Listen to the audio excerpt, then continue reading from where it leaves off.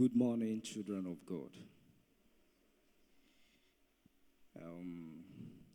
I want to thank our daddy, who is in the house, somewhere in the house, for granting me a second opportunity to stand before you today and elaborate more on the new tax laws.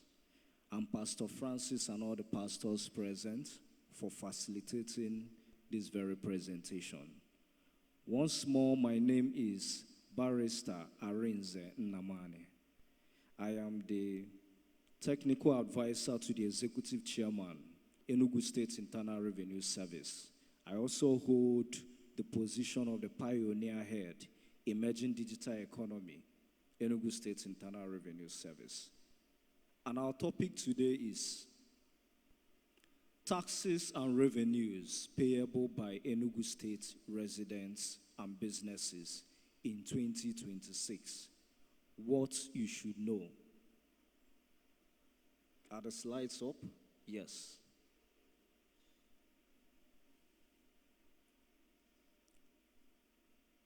So what are taxes?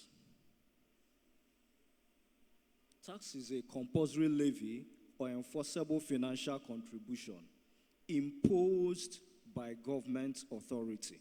It could be the federal government, it could be the state, it could be the local government. It is usually imposed on individuals, businesses, both corporate and non-corporate entities. And this is the house of God. One of the subjects the Word of God has talked about in very elaborate terms is taxes. But I'm not going to bore you with several quotations, including give to Caesar what belongs to Caesar, which is the very popular one. But there is a quotation that sparks my curiosity whenever I see it in the Bible. Romans 13 verse 7. It says, pay to all what is owed them. Taxes to whom taxes are owed. Revenue to whom revenue are owed. Respect to whom respect is owed. Honor to whom honor is owed. And as we already know, it is the government that taxes and revenues are owed. Tithes are owed to churches. Offerings are owed to churches. Taxes are owed to government. Revenues are owed to government. Respect is owed to who respect is due. Honor to whom honor is due. And you will remember the book of Corinthians that says, wives, honor your husband. Husbands, love your wives. So there is always that reciprocity that the Bible keeps talking about. So, quickly, what are the fundamental principles of taxation? Generally, there are 7 fundamental principles of taxation, but I'm just going to mention 5. For a fee to be called tax, first and foremost, it must be backed by law. There has to be a law that says this is a tax, this is a revenue collectible by the government. There's usually a saying that there is no taxation without legislation. And that tax has to be mandatory. If it's optional, nobody will pay. So it has to be compulsory and mandatory. It has to be for the public, for public use, not for the pockets of whoever is in the government. No, it has to be for the public. It also has to be equitable and fair to those who are paying. So when taxes become onerous to pay, it becomes a problem, even for those who collect it. And it has to have a level of certainty with it.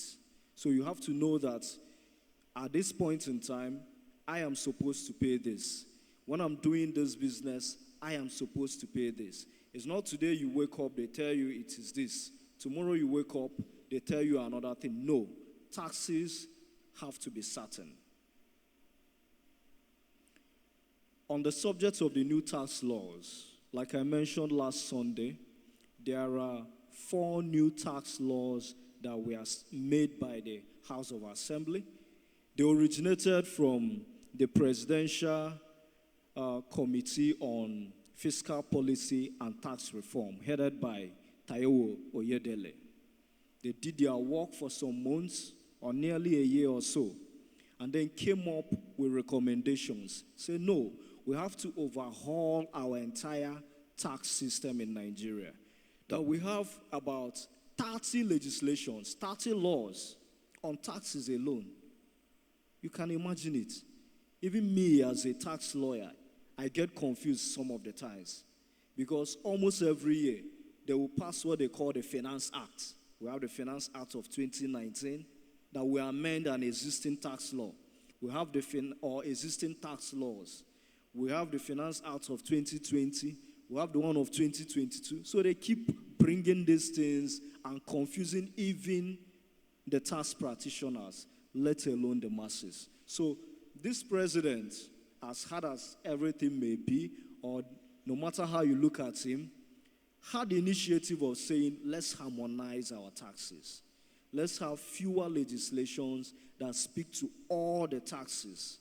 So we have 4 right now. And in those 4, the 2 most relevant ones that contain the taxes and the procedures are 1, the Nigerian Tax Act. The Nigerian Tax Act tells us what taxes that the government or the various tax agencies can collect. It speaks to what? So it answers the question, what taxes are going to be collected? And in doing so, it's on its own repealed, that's abolished about 30 different tax laws. The next one that is very important is the Nigerian Tax Administration Act.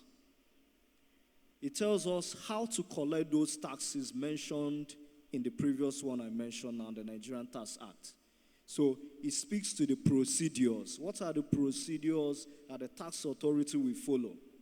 What are the procedures that the taxpayers will expect the tax authority to follow?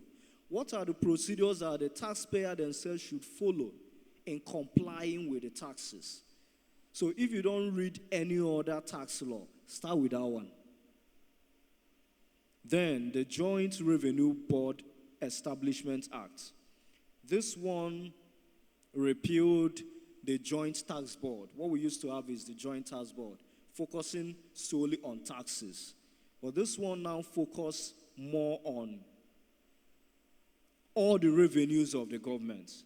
Taxes, non-taxes, immigration fee, custom duties, excise duties, and all lots of revenues that accrue to the government. Even the petroleum profits, they are all focusing on this. The Nigerian Revenue Service Establishment Act. This act repealed the FIRS Act of 2007 and established another body that now inculcated all these other revenue bodies like the customs, the immigrations. They are now under one umbrella. Just like we will have in the UK. The UK has what they call His Majesty's Revenue and Customs. In South Africa, they have the South African Revenue Authority. Just one body. Even in Rwanda, just one body that collect taxes for them. But you know, due to our structure of having a federal system, powers are decentralized between the federation, the federal government, the state government, and the local government. But right now, the new tax laws have given powers for collection of taxes only to the federal government, or what I would like to call the federation, and the state government. The course it wants to take is to take away local government from the collection of taxes. That's where they are geared towards. Even though those revenues and taxes that should normally belong to the local government will still come back to them. But it is the state revenue authority, the state internal revenue authority that will collect for local government and remit back to them. Next slide. So, what are the taxes collectible by the federation? Now, I've established that we no longer, in 2026, we no longer have the FIRS. We now have what we call the Nigerian Revenue Service. So the Nigerian Revenue Service will collect taxes for the Federation. What are the taxes they will collect? They will collect, one, companies' income tax. Companies' income tax is 30%. However, there are exemptions, as we are going to discuss later in the day. So if you're a small company, and a small company is defined as a company whose annual turnover is less than 100 million in a year, and whose fixed assets is less than 250 million. So if you're a small company, you will not pay this 30% company income tax. Are we together? All right. So another one is petroleum profit tax. So the way we make money from petroleum are in two ways. By three ways: issuing the oil mining leases, oil processing, petroleum mining leases, petroleum exploration licenses, and production licenses. We make money from it as Nigeria. We also make money from royalties from those people who have been given those licenses and leases. We also make money from taxing those companies that make profits from petroleum. These are three ways Nigeria makes money through petroleum. So value-added tax. Everyone here has paid value-added tax. Whether you like it or not, you are paying it. Even when you transfer money, you pay it. You go to a big shopping mall, you pay. Right? So it is 7.5%. There was no changes made to it. The only changes made as regards value-added tax does not really concern this forum. It's on the distribution, how the states and the federal government will share it, and how the states, where it is generated from, would get a share. So I will not belabor you with those. Development levy. Development levy used to be 1%, and then there are other levies like the Education Trust Fund, or what we call Education Levy, and the other pockets of levies that were combined to make it 4%. You'll recall that last week we mentioned development levy, and it was not clear whether individuals were supposed to pay development levy. But I want to give you that clarification now. It is only companies that will pay development levy under the new Tax Act. In fact, small companies that are exempt from paying company income tax of 30%, those who their turnover is below 100 million, will not also pay development levy of 4%. So they are exempt from it. They will not also pay VAT of 7.5%. So 3 exemptions if you have a small company. And we've said that it is not every business that is registered that falls under the category of small companies. You have to incorporate it as a limited liability company or a public limited liability company. Is that clear? All right. The next tax that is collected by the Federation is withholding taxes on companies and non-residents. You would watch the trend that all taxes collected by companies are collected at the federal level, not by the state. The only tax the state goes to companies, as limited liability companies, to collect is the payee. One, the payee of the staff, because that has to deal with individuals, or the direct tax or director's fee of the person who owns or people who own and control the company. Those are the only taxes the State Internal Revenue Service will go to a company that is limited to collect. Capital gains tax from companies. So, this same exemption for small companies that we've talked about, small companies will not also pay capital gains tax. Right? So, we've mentioned that small companies will be exempt from company income tax, value-added tax, development levy, and capital gains tax. 4. So there are much incentives for you to formalize your business by registering as a limited liability company. The last tax in this category that are being collected by the Federation is income tax of Nigerian foreign service officers, those ambassadors, those who work in the consulates and foreign embassies in Nigeria, in other countries. Those who collect their taxes will be the Nigerian Revenue Service. Military and police, well, they have exempted the military from payments of taxes. So police and other armed forces that are not military, like the civil defense, we pay to the Nigerian Revenue Service.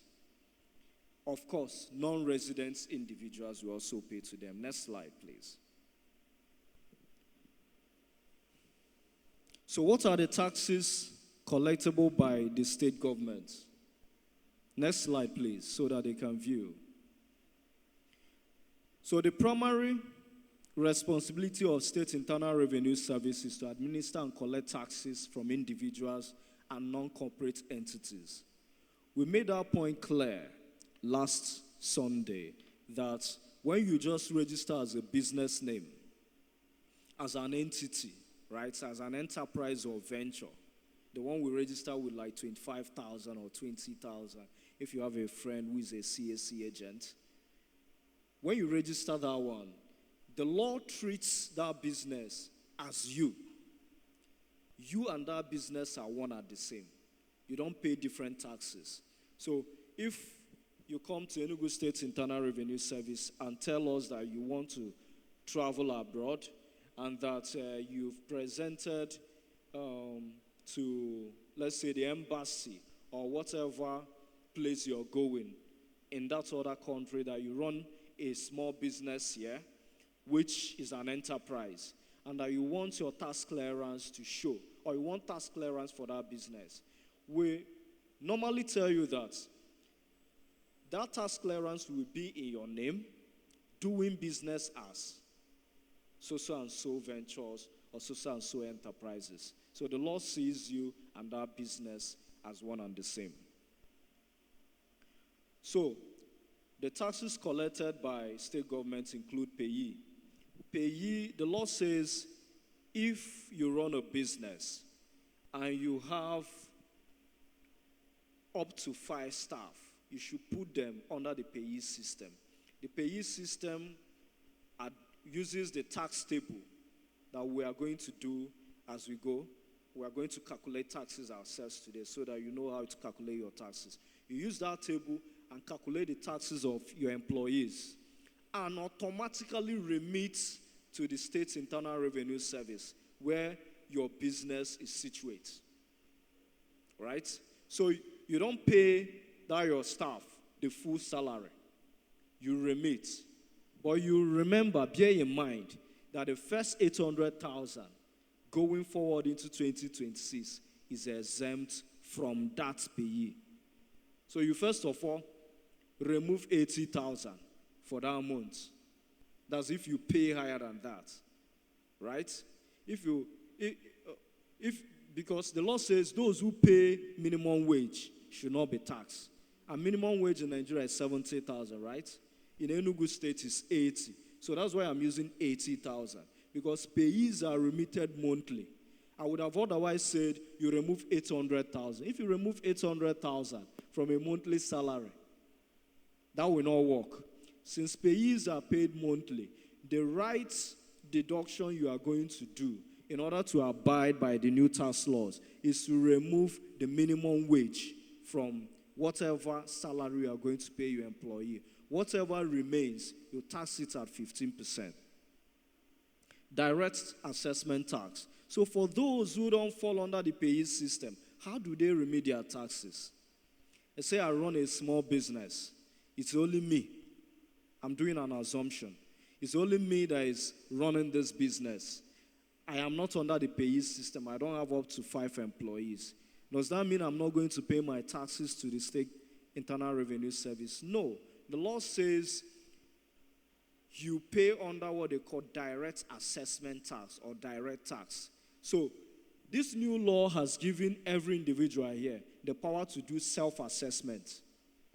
We are not going to go deep into it, but you can now calculate your taxes yourself using the criteria stipulated by the law, and on your own, pay it to State Internal Revenue Service. And when you are filing your annual returns, you say, look at what I earned, look at the expenses I made, look at the allowable deductions I made from it.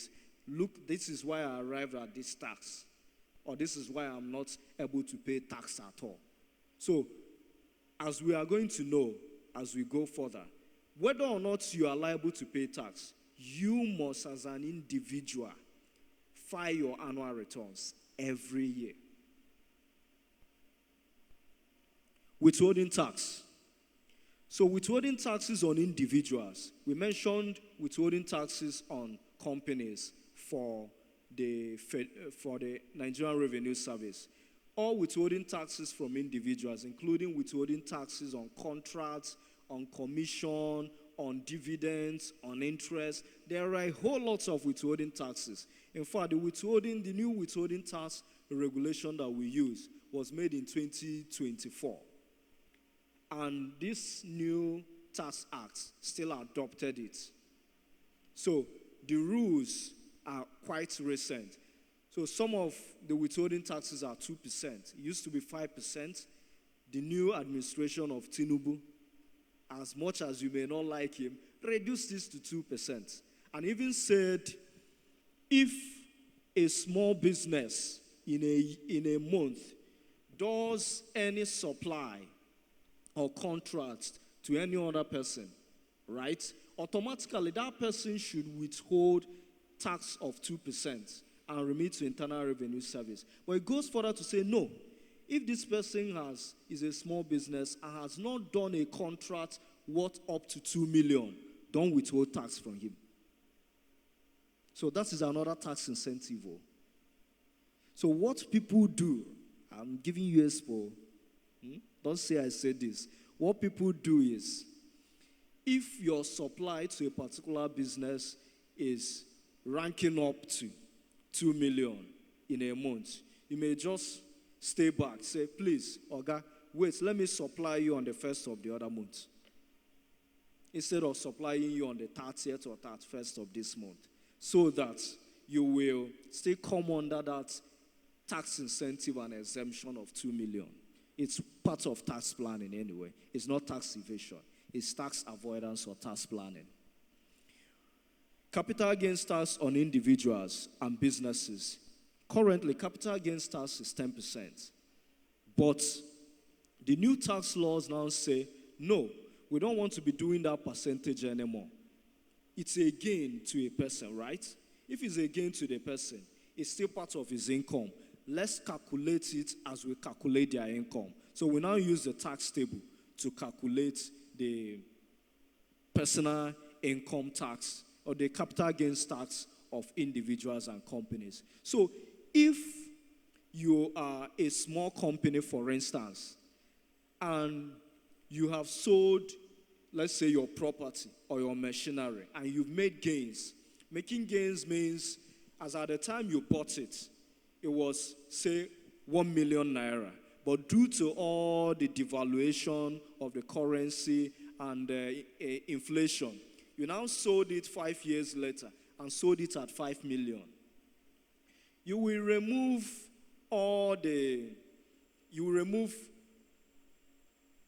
the initial capital you bought it from. You made a gain of 4 million. If you acquired expenses in trying to sell that particular machinery, right, you also remove it. That gain right now, let's say the gain is now 3.5 million. That gain will be taxed at 10% presently. That's 350,000. But going forward into next year, if you're a small company, for instance, and the law says your turnover is 100 million, and you even sell part of your machinery or your land or property, and when you calculate everything, it's still under 100 million naira. You will not even pay that capital gains tax. That's what it means. So, stamp duties on individuals. There's a whole line of dutiable instruments, especially land documents.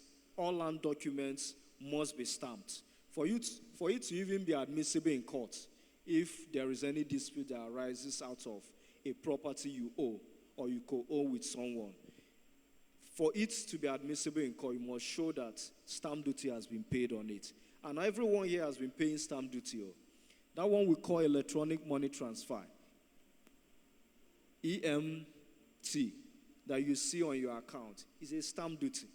Because the Stamp Duty Act we were operating before is more than 100 years. It was passed in 1923, colonial times. So that's what Nigeria was using until this new tax law, to show you how anachronistic some of our laws have become, so moribund and not in touch with reality, that these tax reforms had to be made, and made desperately. So land use charge is just for the state. It's the state that passed the law. These other ones I was mentioning before were laws made by the federal government for the states to collect.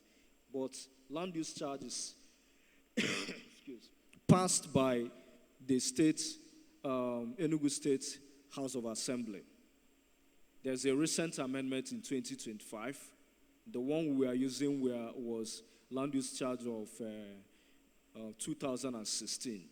So what this law says is that if you own property in Enugu State, insofar as that property is not a church, is not a museum, is not a government establishment, and is not also the palace of an Igwe, those are the only exemptions. You have to pay land use charge. And land use charge is graduated according to the location of property, one, value of the property in that location, and then the size. So if you own a property in Transekulu, some places in Transekulu you'll be paying 75,000. In our chalet out, you'll be paying 95,000. Abani Road, no, one in 95,000. Our chalet out on Abani Road, 114,115 naira. In Ababa, you'll be paying 38,000. In Emene, you'll be paying around 25,000. In 9th Mile, you'll be paying, I think, 9,000. There are some villages that pay, excuse me, as low as 6,000. Sorry, sir. Is this per plot or per building? Even if the building is sitting on a 5 plots or 6 plot land? It's per plot, right? So for businesses that we've seen that have more than one plot, thank you very much for that question, Pastor Francis. Don't fail to interject like that. That's the essence of the conversation. For businesses that are sitting on more than one plot, we calculate it based on how many plots that we can estimate. So it's the part of being fair in tax. The fairness of taxation is that if you are sitting on 14 plots of land, right, and your neighbor is sitting on one plot, you and your neighbor should not pay the same thing. That's fairness in taxation. Purchase tax. So purchase tax is paid by those in hospitality industry, like the hotels, guest house, restaurants. It's a 5% tax. Other people who are meant to pay purchase tax include shopping malls on certain items, not all their items.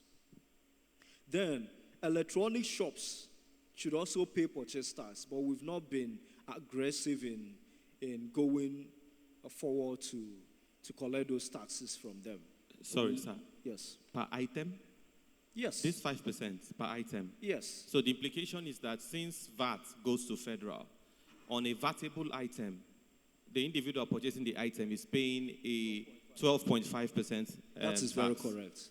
Then the seller now divides the money, the one that goes to federal government, and then that is very correct. That goes to the state. That's been implemented by many shopping malls. Wow. Yeah. So some of them, when you go look at your receipt, yes, you see purchase tax. Some would hide their own, depending on their business model. All right. Yes. So, informal sector taxes. This one makes the greatest noise, even though they generate not the highest revenue.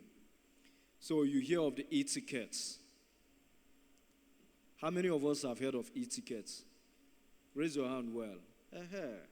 I know almost everyone has heard of e-tickets. If you own any small shop and you've not paid e-ticket, go and pay.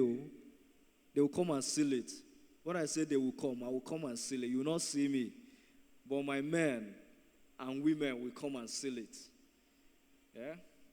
And it's almost coming to the end of the year. When people usually ask me and say, Brother Francis, this one you're in taxes. I don't know that you could be this way. Are you Matthew or are you Zacchaeus? And I've usually answered, I'm not too tall. I think I'm Zacchaeus and not Matthew. Because the Bible distinguished Matthew and Zacchaeus in many ways. One of the ways, I won't tell you the other way. I've told you one. I'll tell you one other. The other one, you go and research yourself. One of the ways both were distinguished is that Matthew is regarded as a tax collector. But Zacchaeus, when you read certain translations, is regarded as a chief tax collector. Chief. That's the difference. So, by God's grace, I'm one of the chief tax collectors. I'm not as dubious as Zacchaeus anyway. All right. So, the e-tickets in the informal sector. The e-ticket in the informal sector is the use of technology in collecting small levies and taxes that we are hitherto going into the pockets of non-state actors, union heads, associations, arboros, PGs, Igwes. Right? Those money, we are just entering their pockets. You will see they will be doing an election in Ogbete. You think they are doing one big local government election. People will carry guns. People will want to kill themselves. Why? Because of the revenue of government they collect and pocket. But when this administration came in, and we came into the administration from the private sector, we say, no, this is not the way it should go. This revenue these people are collecting actually belongs to the government. And they collect it and pocket it. Still, government gets the bad name. Let's go and collect it ourselves.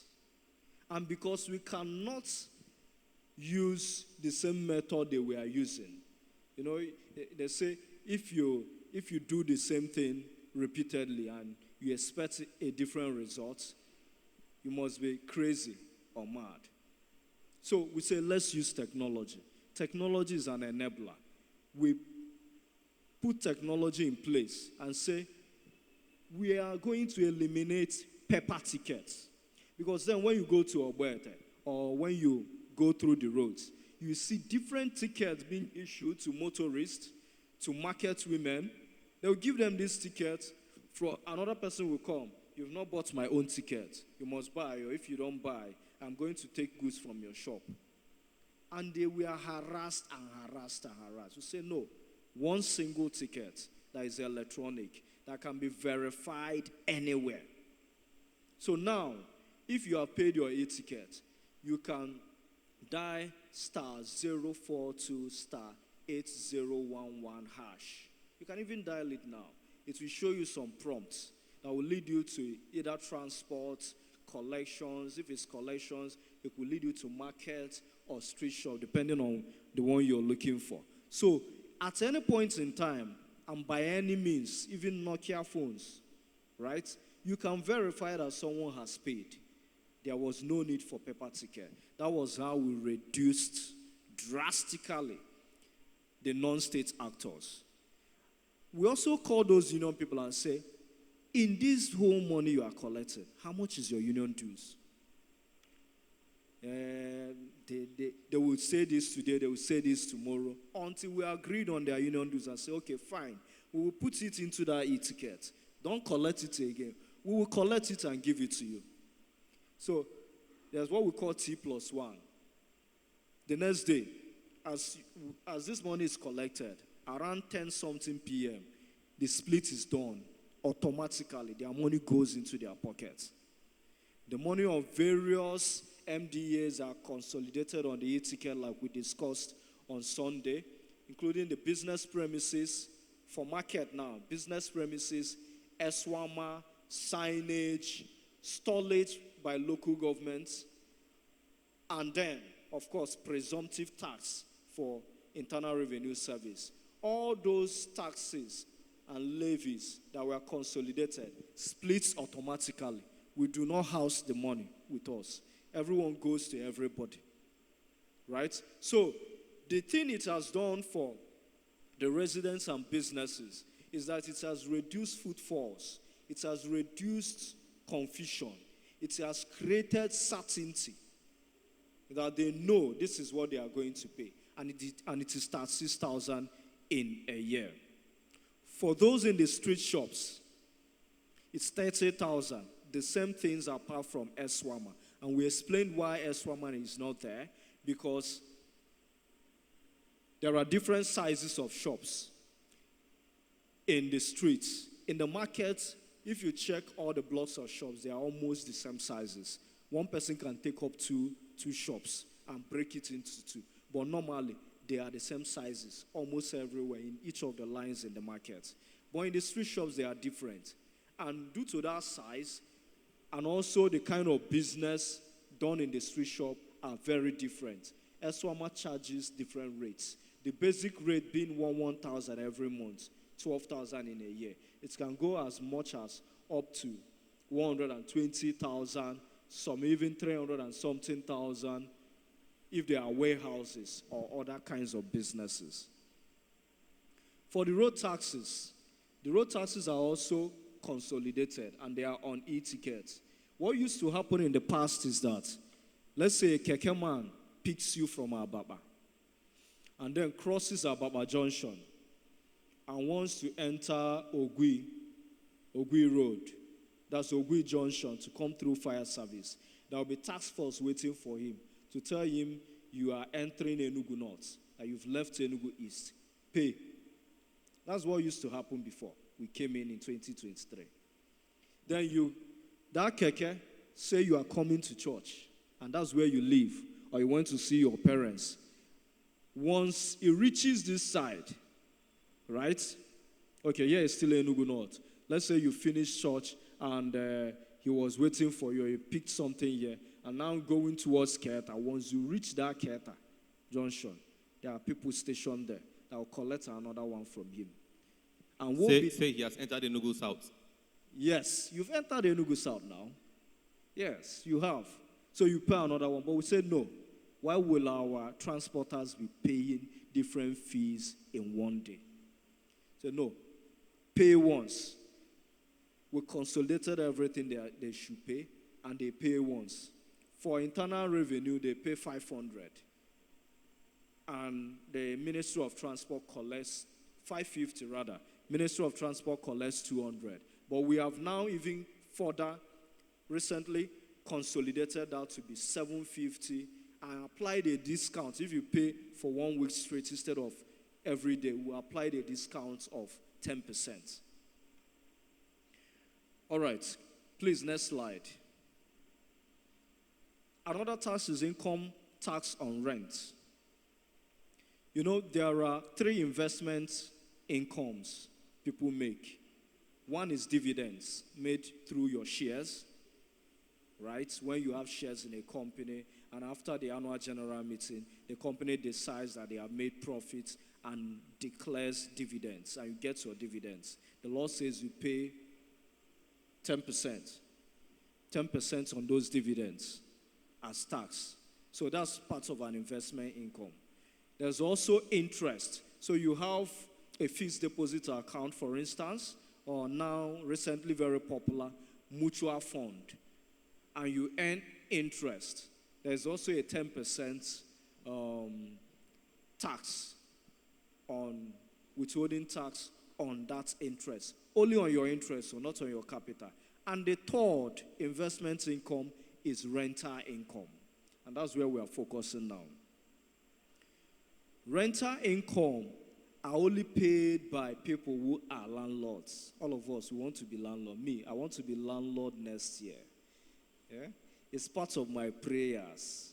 Amen. On crossover night, I'm going to be praying.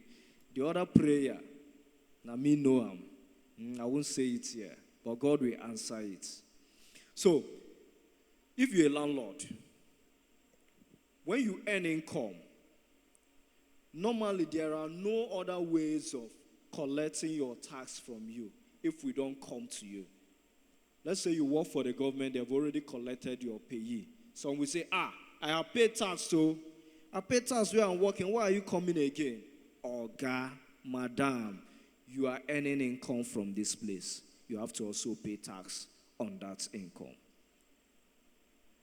Okay, we've talked about road taxes, including number plates, vehicle papers, vehicle inspection, and the rest. Who here knows that it is the Enugu State Internal Revenue Service that issues you vehicle papers? Even your driver's license, though you commence the registration with the road safety, because the revenue is shared 50-50 between internal revenue of the state, all internal revenues of the state with the various road safety, because they have the structure, the unified structure to generate those driver's license. So when you want to pick your driver's license, it's in one of our offices that you're coming. But right now, we've done something very innovative in that respect. We started home delivery. So, yes. No, God, wait. So let me tell you now. Home or office delivery. So we'll call you. Calm down now. All right. I went to FIRS because I was waiting for you to land. All right. So I cannot enter this matter. Okay. 2 years ago, That's far back. I said, make I go do renewal of license. And I told them that when I registered for this license, you people made a mistake in the spelling of my name. I waived it. I kept using it like that. But when opportunities to travel abroad started coming up, I now realized that if I have a mistake on my driver's license as opposed to what is on my international passport, I may have a problem. So I told them I want them to correct that error. They say I will pay for a mistake that they made. This is government and this is Nigeria, amen. You can argue to heaven and come back. That's the way they say, you do, you go do it. I said I agree. I paid.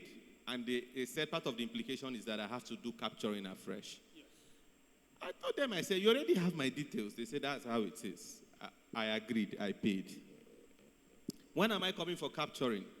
They say 2 weeks. 2 weeks became 3 weeks. 3 weeks became 1 month. 1 month became 2 months. 2 months became 6 months. So what happened was they first started with stories of network, to stories of the systems were not, were being doing maintenance, to system crashed. As I'm talking to you, 2 years have come and gone. I have not obtained that license I'm talking about. Did you let her do the capturing? I said, now capturing, I ain't the hold me now. You never do. I have not done it. So what happens is when you go to FIRS office, and I'm FIRS, it's Federal Road Safety Corps. I'm sorry. Road Safety Office. Yeah. And I want to segue from that into something I want to, suggest to you from the Enugu State IRS. There's a crowd in that office that is a disgrace to the Road Safety Corps. Every day, if you go there today, unless that office is not open, you will see a crowd of human beings sitting there. The percentage of people who will succeed that day may not be up to 10. They will repeat that process the next day. I'll never forget the day I went there. And I asked the officer, because I saw he was grumbling. I knew something was wrong. Okay, how far now? Can we do this capturing? They said they can't do capturing. I said, but you people said that system is now working. He now made a statement. He said that there is a particular superior of theirs that is not on ground. I said, wait now, what's the relationship between one officer being on ground and system capturing people? He said that the man took the password away. Then I didn't get the password, he locked it, so they cannot access the system. So they were grumbling among themselves because they felt that the man did that thing because he doesn't want them to to work, if you know what I mean. Because if they work in his absence, he will not partake in whatever money they made from extorting Nigerians in the name of capturing. I now wanted to ask, I got excited when you said the revenue is split. Is there no arrangement for Enugu State to have at least in the 3 local governments that make up the metropolis, capturing centers to where's the word they use now? To decongest that crowd in that place and set Nigerians free. Yes. So I later discovered that I was not alone. There were those who have paid for 3 years, 2 years. That is very true. So if this revenue is split, I think the Enugu State in its, what should I use now? In its forward-thinking technological approach, can jump into that issue, broker an arrangement with the federal road safety, and take up the burden of doing capturing. All they need is access to the federal road safety cost system. They do the capturing; it reflects in their own back end, and then we can deliver people from this conundrum. Well, I'll take that feedback back. I cannot deny anything you said here because I've had other people experience similar things, right? Even my own friend that I paid for license for. He has taken almost a year, capturing or no capturing. At some point, I became mad. I went to one of the offices and met the organ and said, no, now, this cannot be happening. Why? Why should this be happening? Say, sorry, this happened, the other one happened, their system crashed, blah, blah. All manners of excuses keep coming out. There's a limit to how you can intervene in another person's office. However, we've also been working with their superiors to see how we can decongest that place and make it more efficient. The talks of building more capturing center has been in the works. In fact, there was a time we designated certain places in Enugu where we are going to look for accommodation and put in capturing centers. But that has not been concluded yet. We also resurrect that discussion with my office so that we see how we can facilitate that. But what we've done is this, because when they do all the capturing, produce the cards, they come to us and we distribute. But when we came in, and over 2 years, just recently that we started this innovative way of using dispatch riders.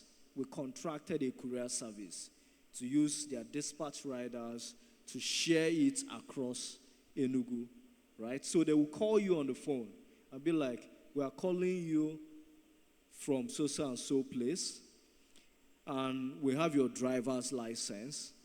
It arrived. Usually it's the next of kin's number that will be there, but they have a way of also having the number of the card owner. So they will call you, the card owner. If they don't get you, they call your next of kin, and they will tell you, we want to deliver this card to you. I know our people now, fear they everywhere. Some people will be like, are they scammers or kidnappers? No, they are not. If they call you and tell you that they want to deliver your driver's license, please follow the instruction. Tell them where to come. You may not even go to them if you're afraid.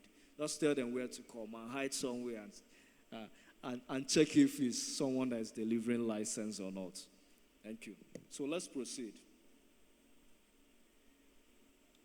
Okay, other revenues from local governments, though just for this year. There's capitation rate, liquor license, radio/TV license, storage. Even though these things may still be there next year, but they will be collected by state's internal revenue service and not by local government. But those revenues will still go back to the local government. So, sorry, can you beam some light on this radio and TV license? Yes. Okay, the radio and TV license, if you look at that law is like as old as, when you want to check the origin of a law, you don't check the amendment that comes with it. you check the number when that law was originally made. Okay. Right? It's so far back. So it used to be that if you go to the developed world, we took most of these things from the colonial times. If you go to the developed world, what you will see is that if you want to play music in your car or in a bar, you have to obtain a license to play those music. In fact, sometimes the licenses are restricted to a particular kind of music you can play. There are music you may not even play there. That radio license, Lagos collects it up till now. It's part of their revenue. So storage is markets built by local governments like Hotr. Hotr is under the Enugu North. Kenyatta here is under Enugu South. There's a storage fee they collect. Is a form of rent, so to say, right? It's a form of property rate they collect from those stores. Okay, so sir, I have another input that I think you should take down. And why I am motivated to say this is to take an example. The conversations around Christian genocide in Nigeria started last month. And immediately became very heated and intensified. And we've seen the massive shake-up that it caused and the digging up of details that followed it and all of that. And we all can testify that we are not exactly on the same spot that we were before that noise started as we are today as far as insecurity is concerned in the country. But as a media person, I was curious. I wanted to know, but how did this whole thing begin? So the story has it that President Donald Trump was on Air Force One on a trip. And then he decided to just watch news. And he was on Fox News and saw a documentary on Fox News on Christian genocide in Nigeria. That was how it started. So he started, So it came as a shock to him that, okay, I've always known about the madness in that part of the world, but I didn't know this particular angle. In Nigeria. Yes, immediately he called his men and started asking questions. They pulled up files, they showed him the trail of work that has been done in that, that they are not like us, those people have data. So the man went bananas and said, we have to do something about this, all right? And the rest, as they say, is history. Now, if you go back to Fox News, somebody said something to somebody who said something to somebody who finally decided we will put the money that is necessary to create this documentary. Are you following my line of thought? So yes, you're not the governor. You're not even, the minister of or commissioner for works or anything like that. But somebody has to say something to somebody, and it may just finally get into the corridors of power where action can be taken. Yes. That said, for the longest possible time, I have wondered endlessly, why is it that our local markets are always in shambles, even though these people pay daily tax? They don't have floors, they don't have proper drainage, they don't have toilet systems. So I began to wonder, now that we have a unified tax system, this is the best time, and I think it will give the governor a good name, that he is the man that finally decided. And I'm not talking about uprooting poor traders to build an ultra-modern market. No. Just that local market, that's where it is. Give them three major important things: flooring, drainage, and functional toilet systems. Now, the toilet systems don't have to be managed by government. It's supposed to be a PPP arrangement.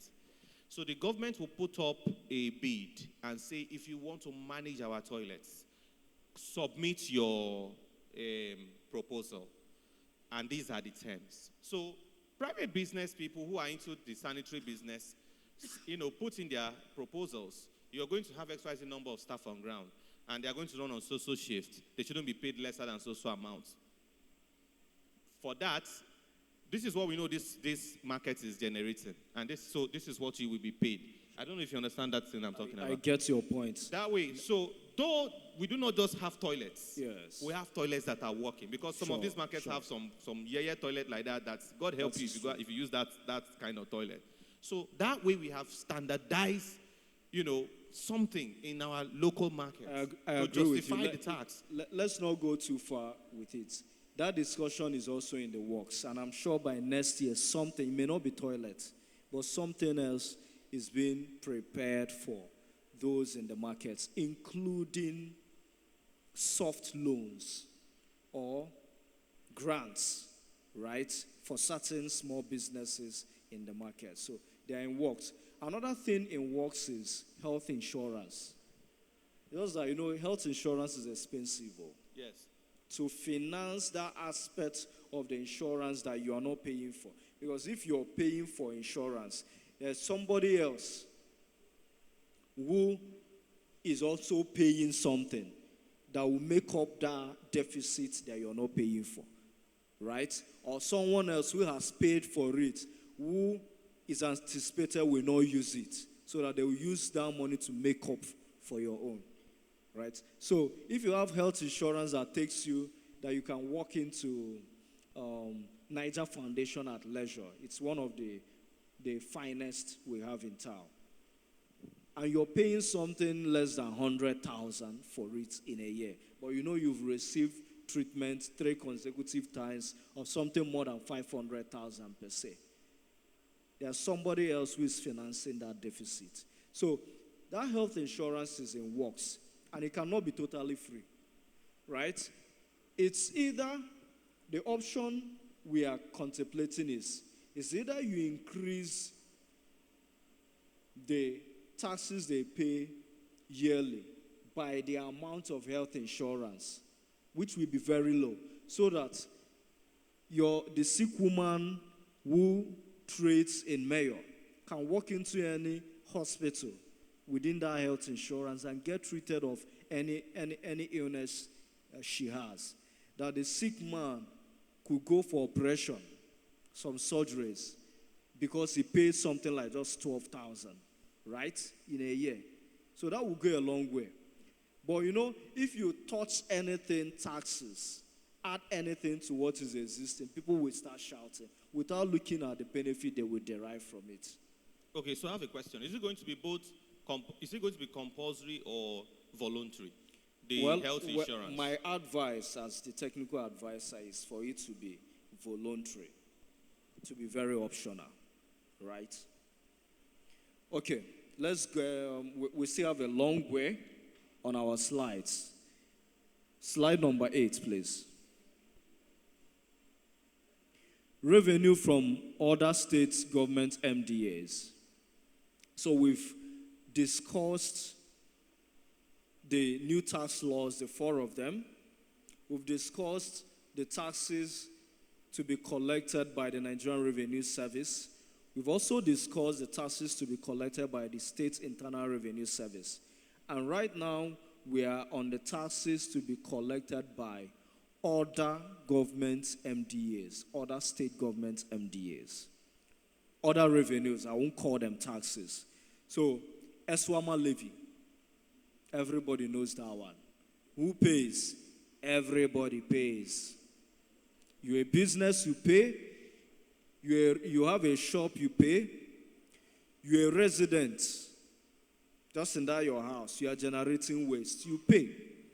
And for residents, it's even very cheap to me, because this is a service-based agency. If you don't pack waste, if you don't see anywhere to dispose your waste for 1 month, it may kill you. They say lock yourself up with your waste that you've generated. It may kill you. And those things are very expensive to dispose. There are trucks that haul them.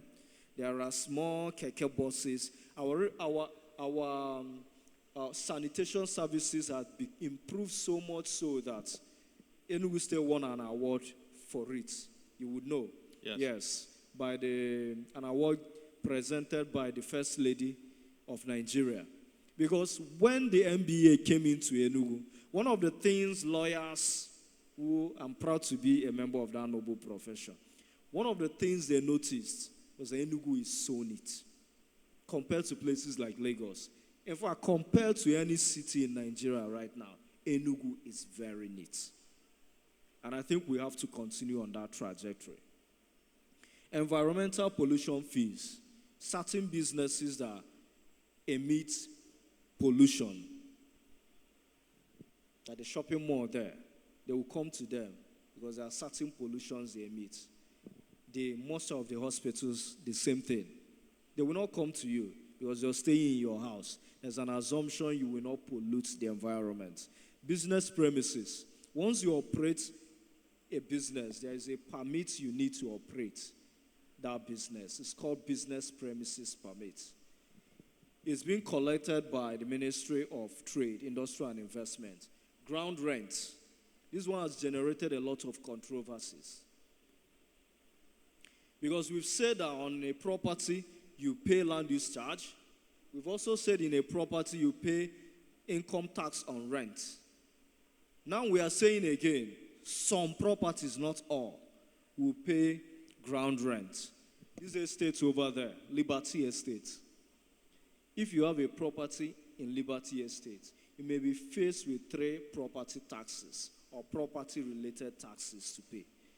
Why are you paying ground rent? You're paying ground rent because that property, that land was developed by an agency of the government.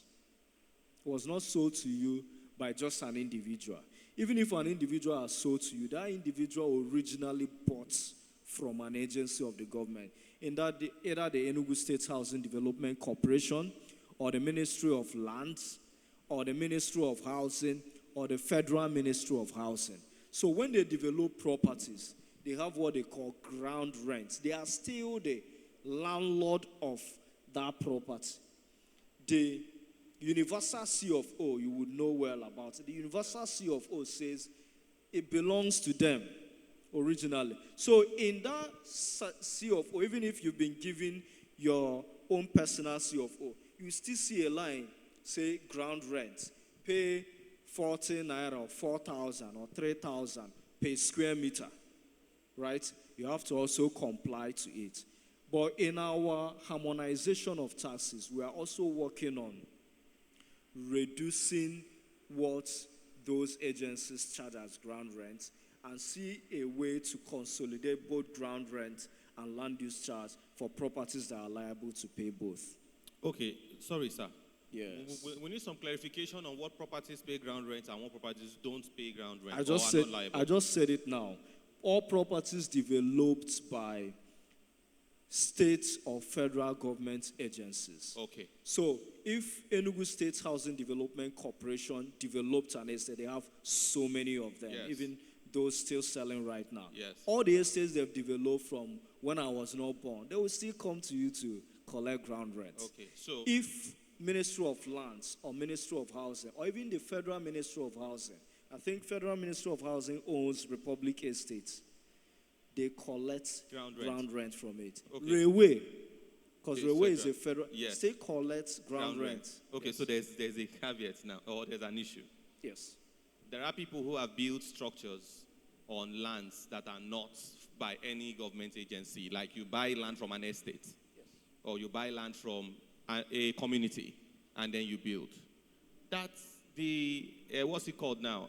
The IRS tax force comes to collect ground rent. IRS don't even collect ground rent, so your argument has failed on that So premise. which people come to talk to those people? Those agencies that developed those properties. The one I've mentioned, Housing Development Corporation. No, Barrister, I'm calling your attention to something. You know our media.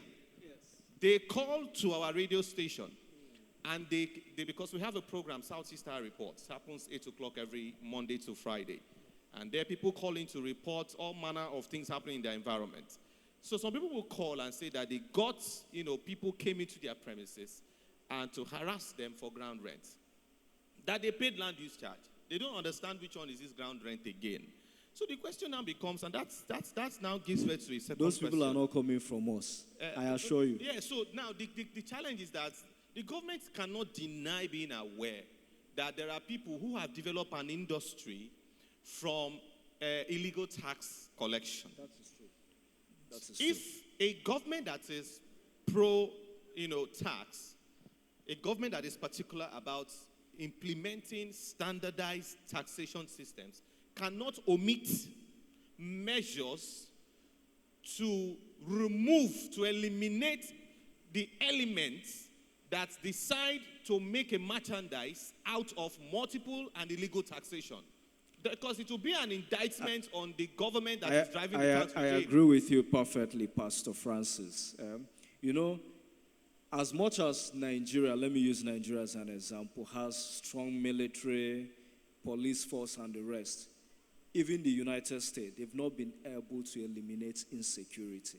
If you watch what is happening in Chicago, the killings, you would start thinking, is this really the United States that polices the world, right? Every society has their peculiar problems. One of the problems we have is non-state actors in the revenue space. But I tell you for free, we have been very brutal with them. We've been aggressive, even in very recent time. One of the kingpins of non-state actors that are known for haulage, right? Produce. He slept, the governor himself, not just we, took him and kept him behind bars for more than a week. And when he came in, he was shaken to the marrows, right? Say even him, having worked with successive governments, that so a government can dare put him behind bars. You get my point? Yes. So, but you see, even after doing this, they say old customs die hard, right? It's not easy to change a leopard spot. That's if it's even possible. So, do you see them going back to their old ways or sending people to, right? I think one of the ways to kill this, and we've started it already, one of the ways to kill it is to provide employment for some of these people.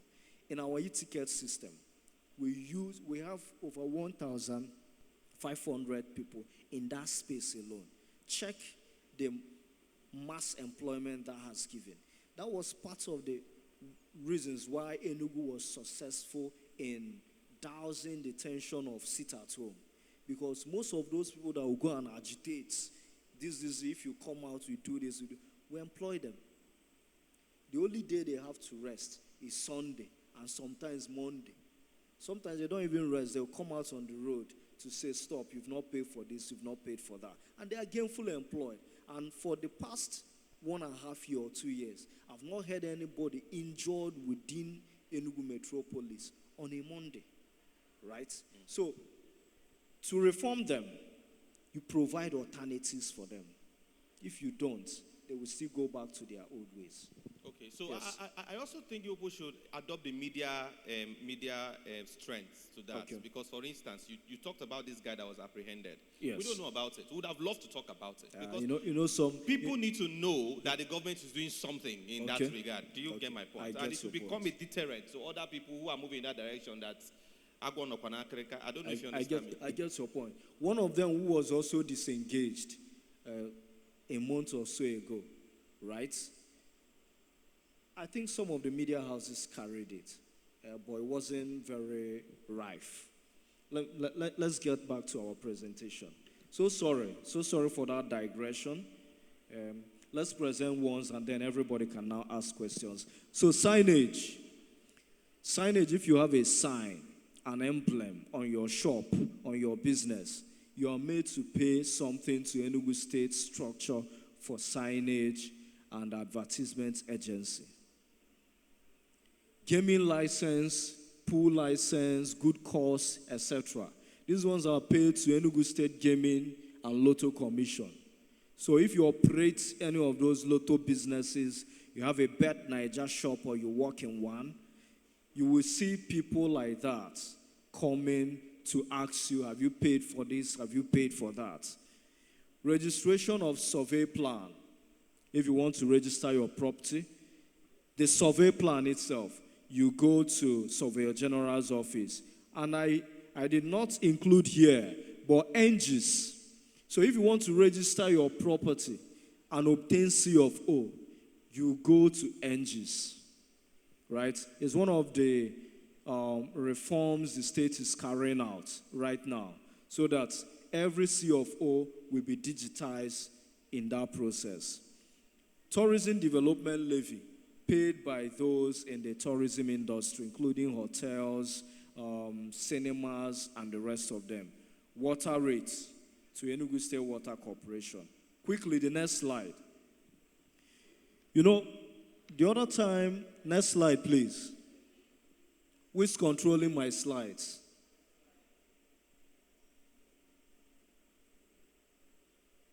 No. Slide 9. Slide 9, please. So, yes, I wanted to show us a sample of consolidated demand notice in the formal sector. So if you have a business in the formal sector, and before now, different agencies of the state government will come to you to ask you to pay for this, pay for that, pay for this other one.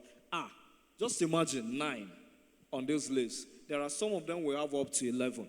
Imagine when 9 different agencies are coming to your business will be disrupted. And if you're not versed in those things, you may be wondering, who are these people? Growing up, I used to wonder, Eswama Bekwa, Auntie, Eswama Bekwa shop in Bosia. I better, and one day also be an Hassan in the local government. And one day also be an Hassan on the business premises. I want to come in there and in an idea what they can call her bear. But these are various fees, levies, and taxes that business is liable to pay under the law. None of them are not within the law. So, if you say, let's say this business is a hotel business, I blot out the name for data protection purposes. So this business is supposed to pay local government TV and radio license for a year. The amount is 15,000. They're also supposed to pay Ministry of Environment and Climate Change. The amount is 25,000. They are supposed to pay again Waste Management Authority, that's SWAMA.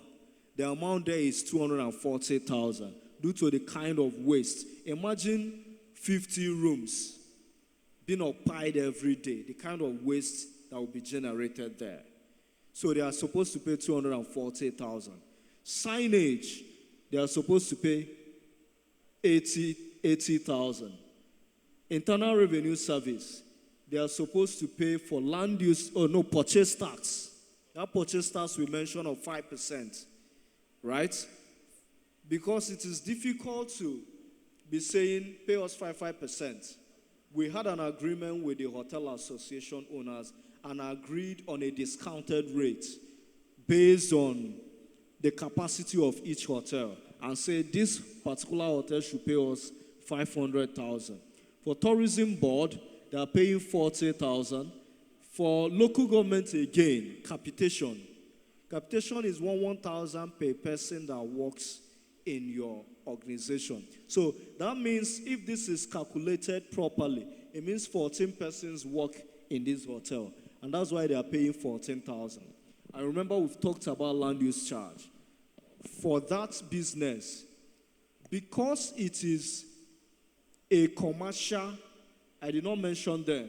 There are rates for residential, commercial, and industrial.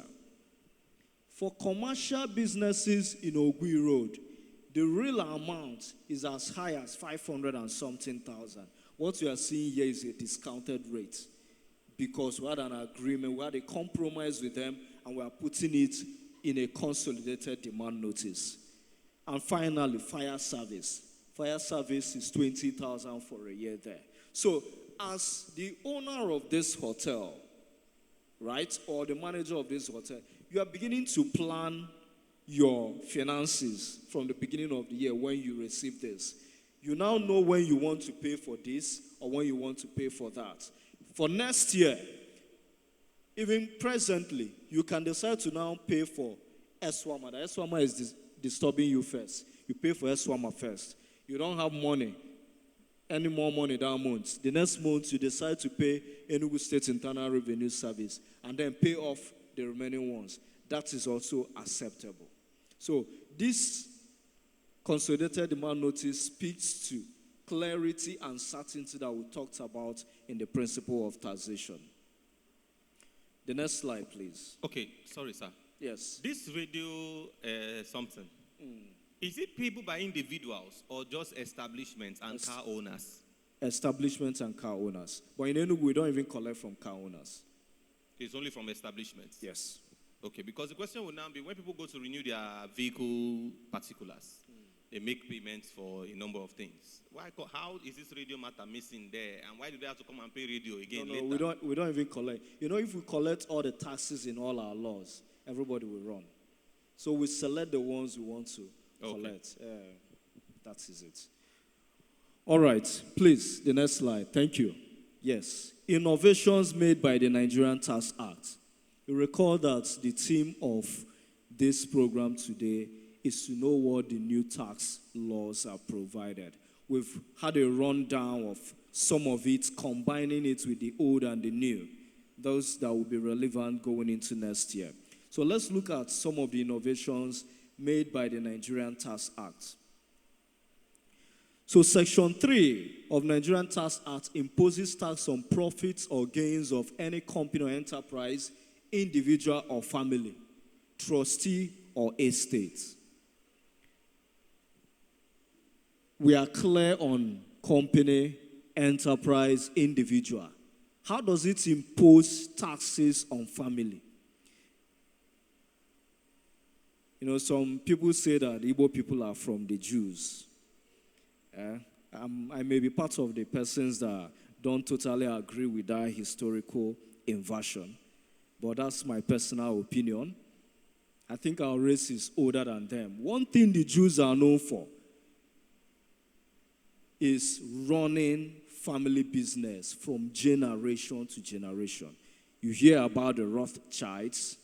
You hear about the Sassons. I don't know, many people must have heard about the Rothschilds, but the Sassons were the kingpins and the main pushers of the opium trade in China and India in colonial times. They were the ones that did that business, made a fortune from there, cleaned up by diversifying into real estate, and built what you now know as Hong Kong. When they arrived there, the Hong Kongs were swamps. So, family business. So, if your family makes an income because you have a family business, right? Or you have a family land and you sell that land, the law says you are going to pay tax as a family. So we are clear on individual, we are clear on company and enterprise, family, trustee. Question, sir. Yes. When families sell land, there's supposed to be capital gains. Yes. Is that correct? Yes. Then that's different from this family tax in Nekumakiana. Yes, now you earn income. You earn income from, capital gains constitute part of your income. Mm-hmm. That's why this new tax law, if you listened when I was explaining that, this new tax law has said capital gains should not be 10% again. It should be computed the same way your personal income is computed. So once you now pay that capital gains tax, you don't need to go and pay another income tax on it because it's still an income tax that you've paid. Okay. So right now, going into next year, there's no disparity between capital gains tax and income tax. They are calculated at the same rate. And once you pay, any other person coming to you on that same income is double taxing you. Okay. And you can object to it. Okay, so it means that as a family who sold land, after they pay their capital gains tax, they are also liable to pay family tax.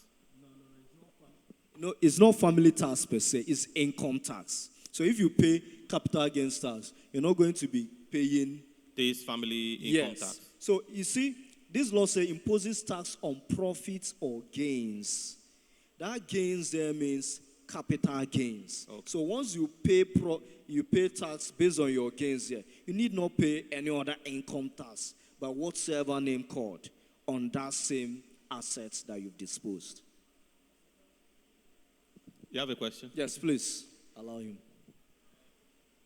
Because the direction Pastor Francis was going, I also have an insight, like something close. Let's say, okay, we have a family of 20, and then we sell a particular land. And of course, after paying this, we are going to share the money now amongst the 20 people. When we share this money separately, note that when you're trying to, when you're trying to open a corporate account, there's this thing they say, oh, there's a certain fee you're supposed to receive, blah, blah, blah. You're supposed to pay tax and all of that. Let's say the 20 people amongst the family share, per se, 100 million. Are they also still going to be taxed later on the 5 million they received? No, we'll tax the gross. Okay, tax the gross. Yes. Is there anybody to regulate to make sure that nobody is coming back to come and tax the share they got? Because this is Nigeria. Equity aids the vigilant, not the indolent. Okay, so if you sleep I wanted to help him. Yes. There is a documentation for that tax that was paid by the family. Everybody has their own copy. You know, now surname now, Shebi, they are all the same. So everybody has their own copy to say that we paid the tax. All right. The next section says, imposes tax on all incomes, profits, or gains of a person in or derived from Nigeria, except gifts. So two things are there. If you derive income in Nigeria or from Nigeria, you're supposed to pay taxes. Usually, this may not concern us too much. It usually concerns companies that are operating offshore, non-resident companies that derive income from Nigeria. Let's say Facebook, Meta, right? Or Google, they own YouTube. Many people are content creators. And once you keep watching the advertisements and some videos they do, they are earning money. So those income they derive from Nigeria, they are meant to pay taxes to the Nigerian Revenue Service. We've said before, Nigerian Revenue Service will replace what we now know as FIRS. So they are supposed to pay taxes because they derive income in or from Nigeria. Another thing mentioned there is that the only exception here is gifts. So when someone gives you a gift, you have your husband gives you a gift, your man friend gives you a gift. Before, gifts used to be taxable, but under these new tax laws, in fact, some of us kicked against it, but they won the battle on the other side. Gifts are no longer taxable. The issue it was kicked against is, how do you separate the transfer done to someone tagged as a gift when in fact it was a payment? How do you know? How do you separate the chaff from the grain, from the wheat? All right, next session. Next session says benefits in kind. This one is somehow.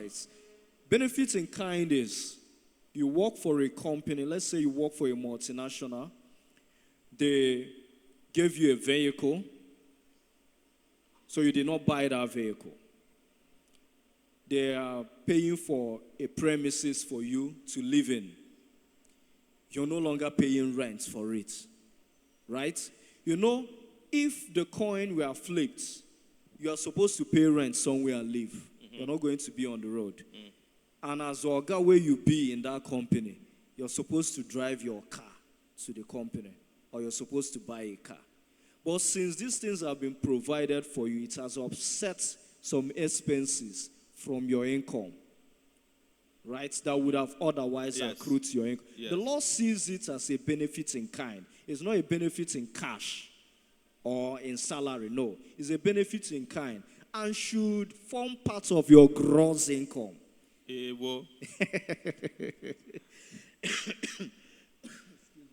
So, let's say I've seen one of my mentees here from UNEC.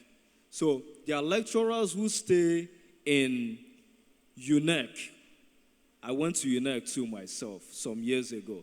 Those lecturers who stay in quarters have never paid rent one day. The law is saying, no, it's not just that your salary that you're benefiting. You're also benefiting from living in a rent-free house. If you have a vehicle given to you, you're benefiting from it. We should compute it as part of your taxes. And there are rules to it here. They say your salary plus 5% of the amount expended or the market value of that asset you're using. So they are not saying the full amount. So the car, let's say the car is 50 million. Cars are very expensive now. 50 million. 5% of 50 million plus your salary is how they will calculate your gross income before starting to do all the allowable deductions. Then again, for the rent, the full amount paid or supposed to have been paid as rent, subject to maximum of 20% of the gross income you earn. Those calculations, I won't bore anyone with it. But if you have that peculiar case, you can come to me for consultancy. All right.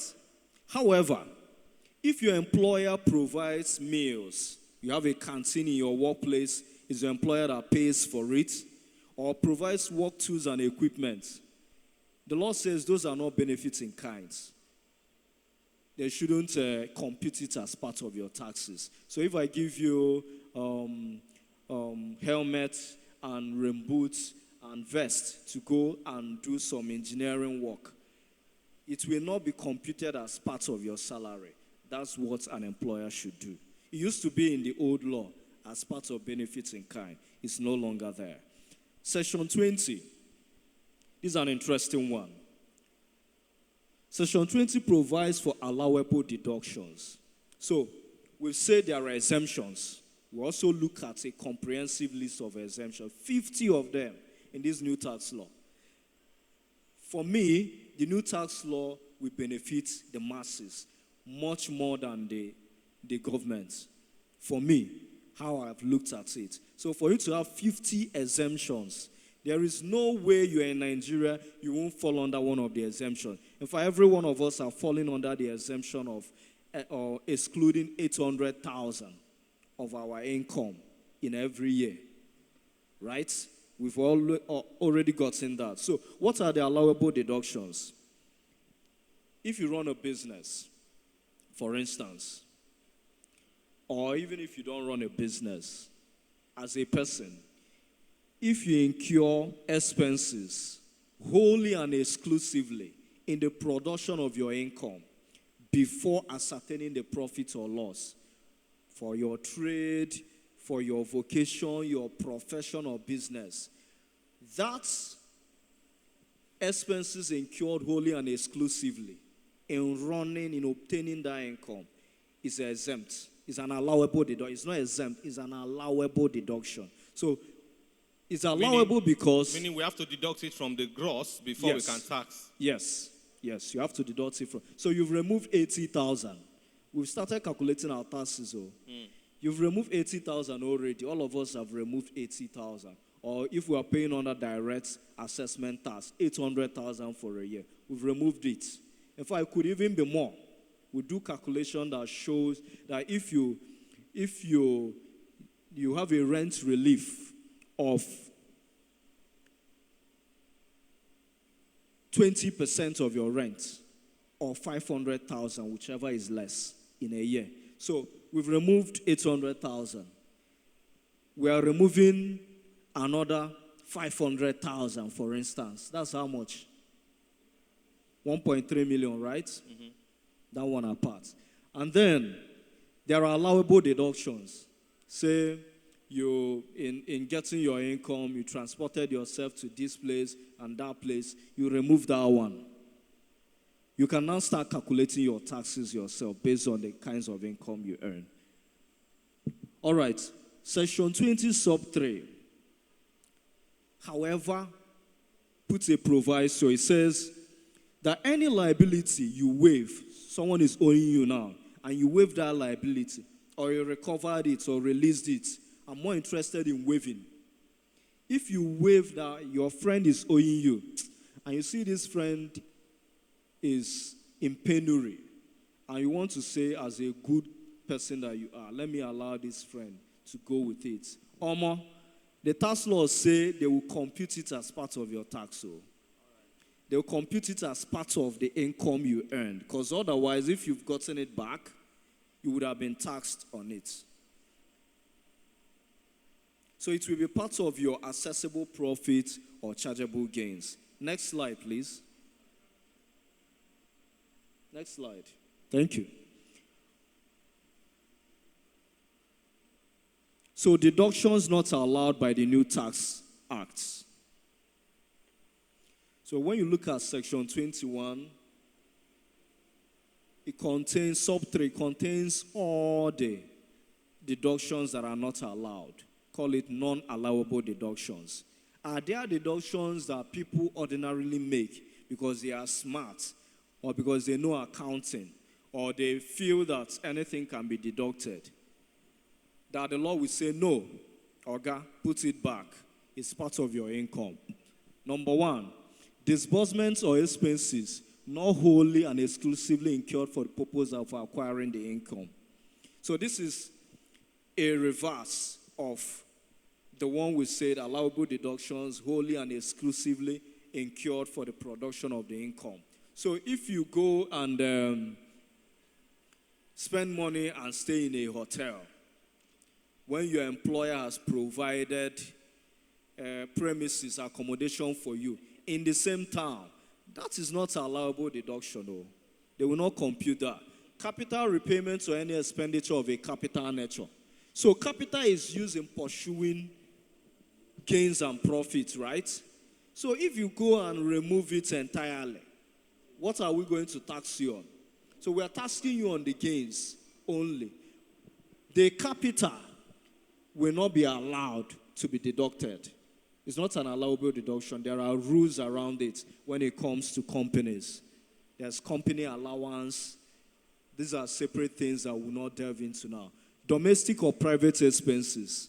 So you go and buy what you use to cook.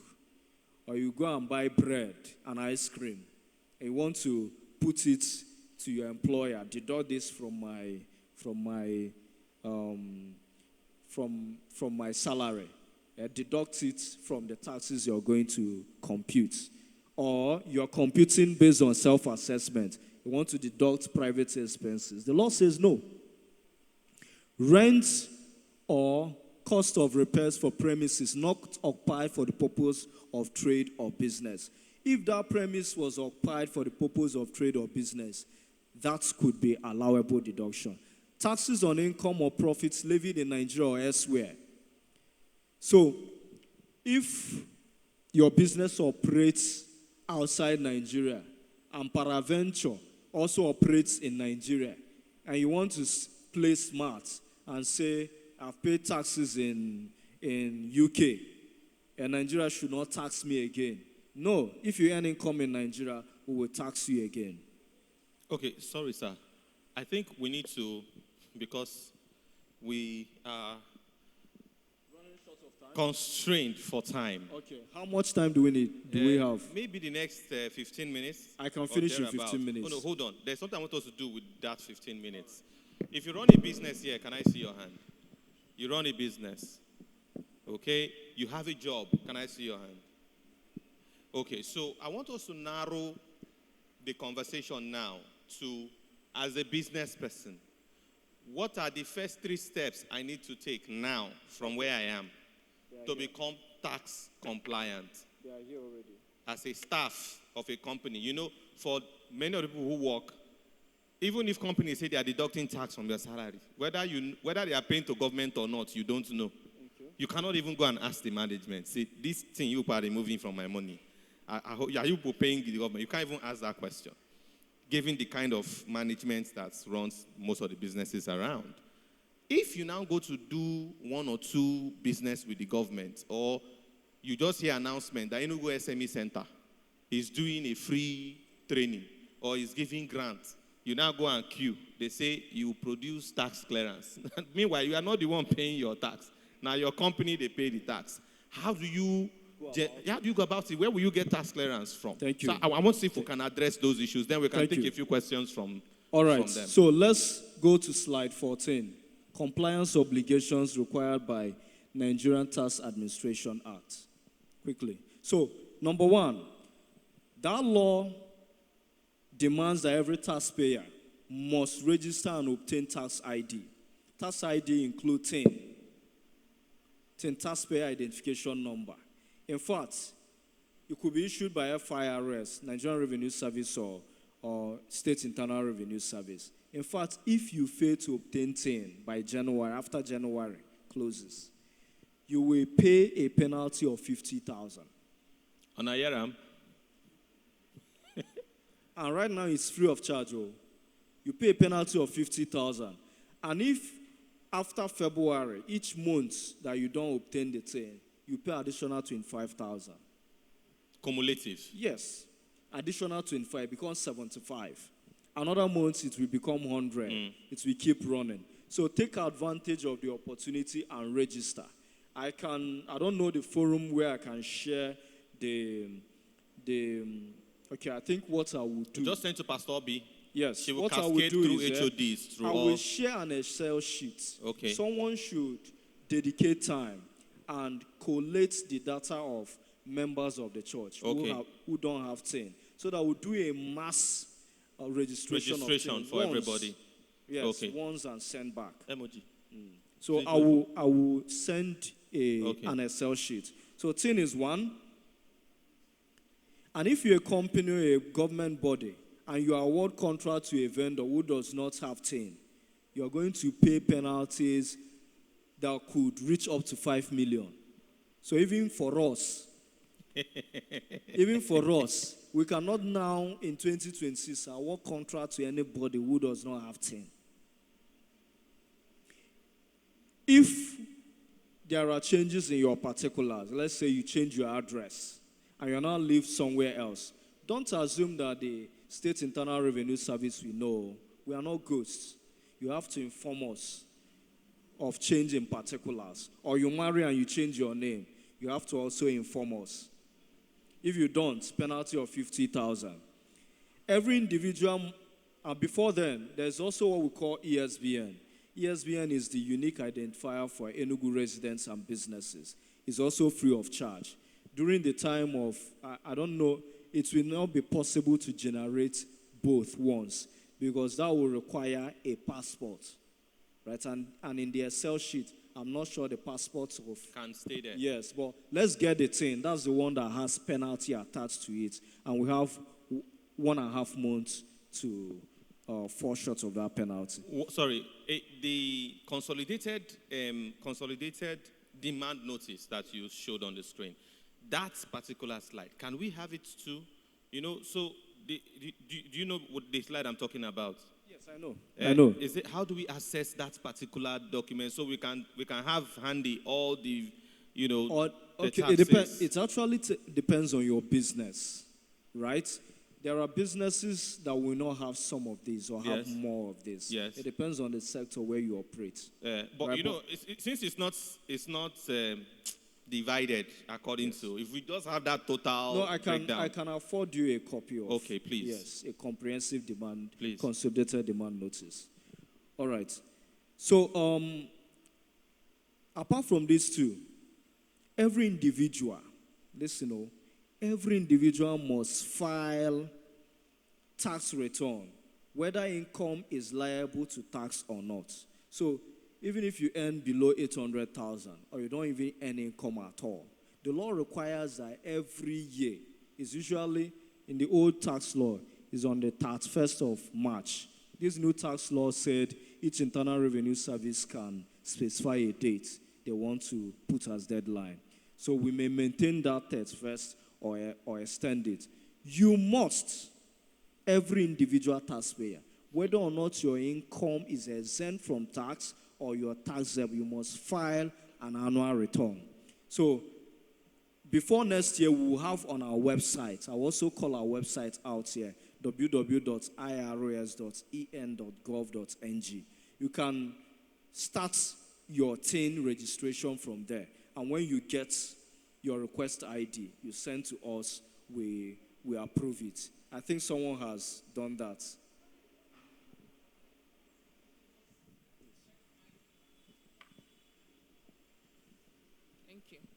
So you just said what I wanted to ask about, the request ID. I tried to register because the one I had before, they said it wasn't linked to name.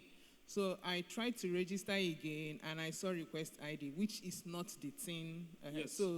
But if you have it, you can send to me. You get your thing. Okay, thank you. Yes. All right. Okay, so what's the platform where we go to do this filing? The filing on our website, www.irs.en.gov.ng. So everybody has an account there. That's what it means. If you have TIN, you create an account. Filing is different from this thing we are talking about now. So let's separate the two. Okay. For filing is you stating, you see a kind of form saying this is the income you earn, this is the expenses you made, this is the tax you paid, or this is the tax that you're not supposed to pay tax. Just basic information. It does not cost anything. It's still on that website that you do it. I'll check if it's up for next year, because it's usually, taxes are supposed, apart from payee and withholding taxes that are deducted as you go, taxes are supposed to be paid on a previous year basis. So by next year, right, we're going to be checking who paid what for this year. So it will start in January. So that's when the form will be up for you to fill and say, this is my annual return, this is what I earned, this is what I paid, this is what that I did not pay at all. I'm not supposed to pay. Just state all those things with your personal information that are required, and you're good to go. No payment is made for that as well, just like the thing.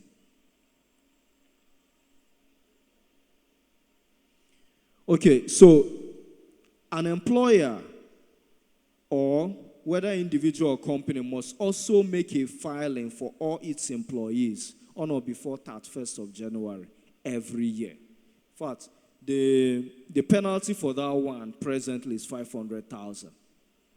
But I think the new tax law reduced it to 100,000. Yes, I'm not very sure, but I think it's so around. You're supposed to pay cumulative tax of the previous year for all your employees. All your employees, you do your annual filing. From January, you see people rushing. So now we've digitized the entire process. That one is up already. From January, it's been up. We no longer want manual filing, hard copies, because some organizations really have very bulky documentation. They have many employees. And when they submit these documents, they are so voluminous. We don't want that anymore. We are digitizing all our processes. So once you file online, you're good to go. But if you don't file, penalty awaits you. So, lastly on this, right? Okay, not lastly anyway.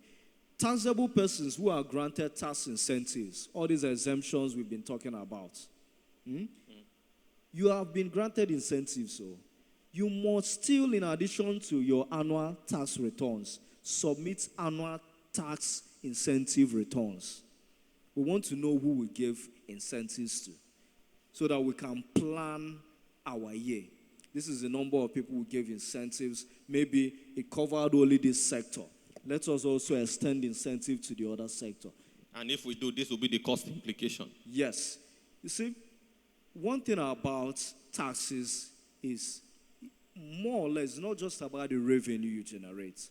It's also the data that you generate to plan the economy of the state. So once we have that data, the state can say, okay, this number of people pay taxes, this number of people were given incentives. If this number of people can pay taxes next year, we'll be able to generate a revenue that will meet so and so targets, so that we can do certain developmental and infrastructural projects. That's the whole essence of everything we've been talking about on the side of the government. So, other obligations. Every taxpayer who has obligation to withhold taxes must file monthly return on the deductions. I told us about withholding taxes. If you give someone contract, the law says withhold 2% if it's above 2 million, right? We talked about it in the beginning. Yes. If you withhold it, file return, show us that you deducted, you gave this person contract, you gave the other person contract, you gave the other person commission. These are the things you deducted. File and show us. There's also a penalty for it if you do not do that. Banks, insurance companies, stockbrokers, and other financial institutions are also required to make monthly filing on new customers and also those who have done transactions above 25 million. Okay, this law allows for self-assessment. I've said this before, you can assess yourself.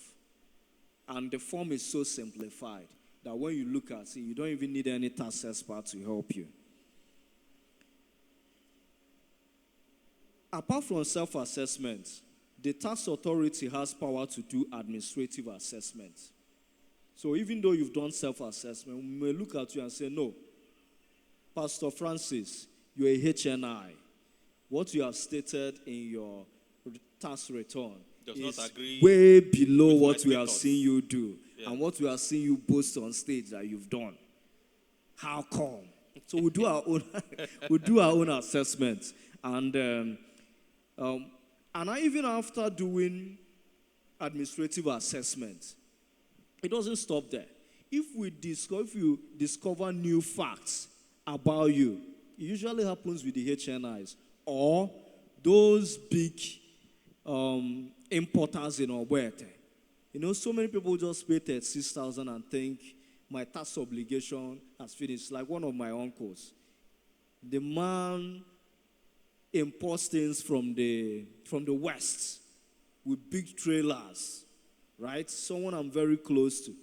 If you see where he's shouting that he paid 36,000 or more, you will not believe it's this same man, right? But I usually tell him, Uncle, the day we will come, it's not this 36, so I won't be the one that will come. I won't finger you first. But they will come. And when they come, you pay the appropriate tax.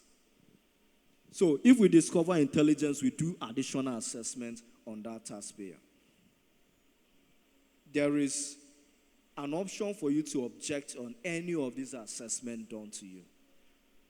We have also the option to review those assessments. And if you're an employee... Sorry, sir. Let me add to what you just said. Yes. For clarity purpose. So I got a mail from FIRS. And they told me that they assessed me and they have looked at my account from 2021 to 2024 and that I am owing them 20-something million naira. For VAT? Yeah, they spoke plenty grammar in that.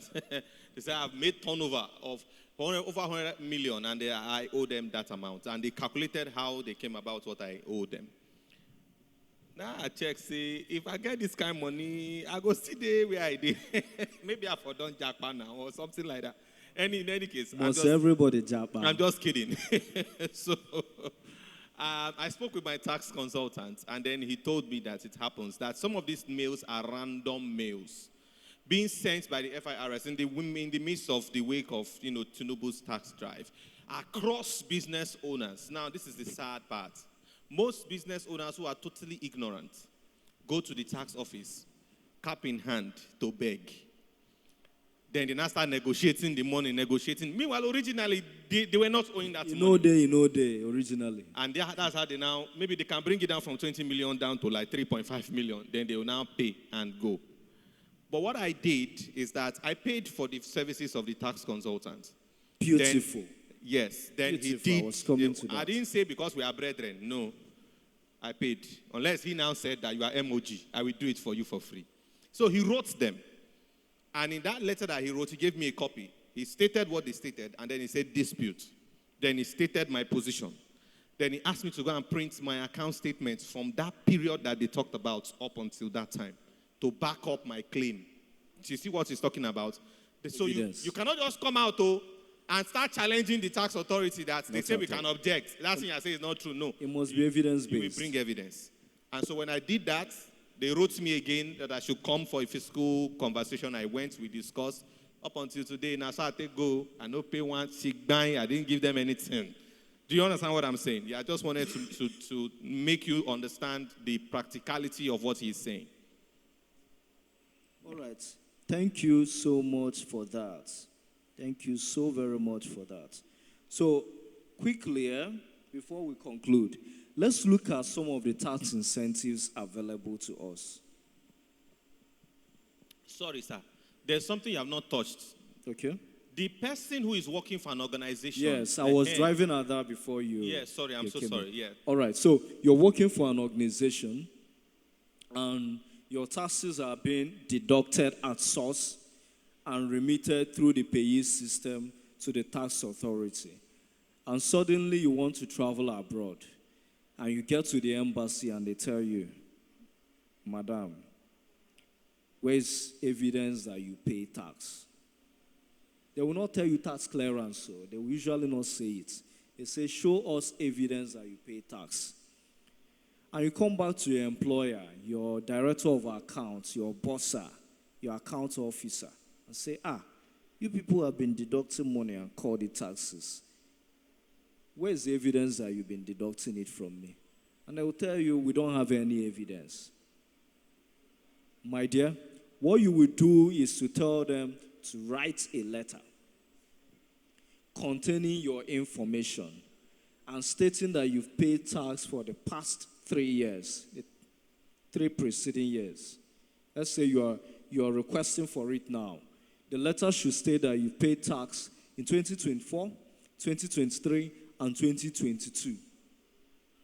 And attach a pay slip showing at least 1 month from each of the year, any random month. If they attach it and address it to the executive chairman, Enugu State Internal Revenue Service, just follow up. You can get your tax clearance in 48 hours at most. That is in the event that the said organization has actually been remitting tax. Yes. If they have not been remitting tax. No, you will come under direct assessment. Guys, do you understand what's going on here? What this means is that you are Okeke and Sons, and I'm your staff. And I'm the one in the picture that he's describing. I now wrote, and I came to manager, you know even day, now you be your guy. Manager now agreed. She, not be to write letter, he wrote and said she has been paying tax. I mean, he's aware that we've been deducting. But manager is not the one in control of the account. You know that. The money has not been going to government, as is happening in many businesses, including the ones of people who are in church. So now manager has given me a letter, and I took it to his office. They now check their records. They don't have any record to show that Okeke and Sons has been paying payee for their employees. It means that Enugu IRS will now come after Okeke and Sons. Oga will now rake manager. Say, who went and stirred this honest, and then bees are flying all over the place? Say, we have to write to for one employee, blah, blah, blah. So what it means that this employee now has chiptala the people okunilo. Do you understand the idea? So you know what you are going for when you are and going for whatever committing you're going tax for. fraud already, because they can come after them. But Uh-huh. if you're an employee who has a similar situation, what you can then do is just forget about, if you The need that tax organization. clearance, forget about them. Come and you are assessed, right? If you are assessed and you need that tax clearance urgently, when you are assessed, you are told an amount To pay. It usually will not be below 100,000. It's 3 years, right? Once you pay that amount and you pay it through the central management system. You can pay it in the comfort of your house. But before then, your TIN, your ESBM must first be generated if you don't have one, before that payment can be made in your name successfully. So it means you have to walk into the Internal Revenue Service or contact a trusted fellow, not just any fellow that works with us, a trusted fellow that will give you an accurate tax clearance. Because we discovered when we came in, some people were faking our tax clearance. We now imputed barcode that is scannable from anywhere in the world, so that you can verify if that tax clearance is authentic. So that means the documents will have a barcode on it Yes, when you get it. a barcode and the reference number can also be imputed somewhere to check. But the barcode is easier. Okay. Any scanner shows whether the Please, tax be clearance guided. is accurate. All right. So All right, thank you. yes, So- the tax exemptions before we close, because this one benefits the masses. That's why I want to talk about it. We have 50 of them. Please, slide 12.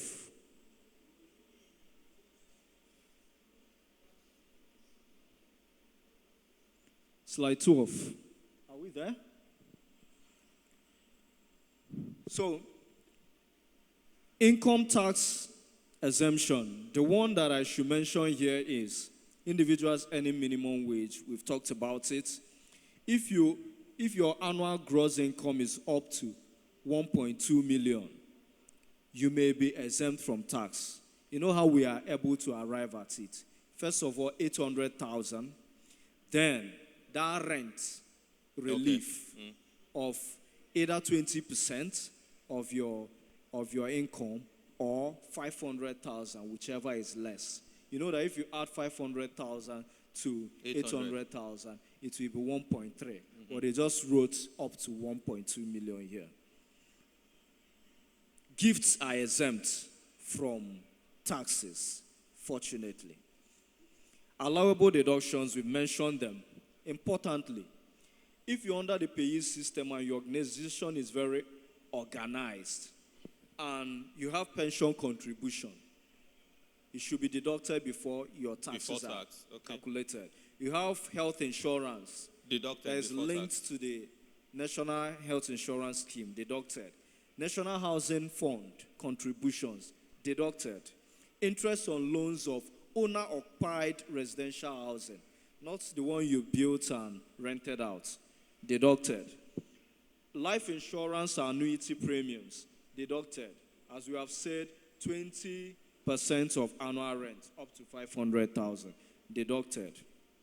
So I hope you understand that what he's saying here is that assuming you have 100,000 naira as salary in a month, normally an organization that has structure has a breakdown of that money.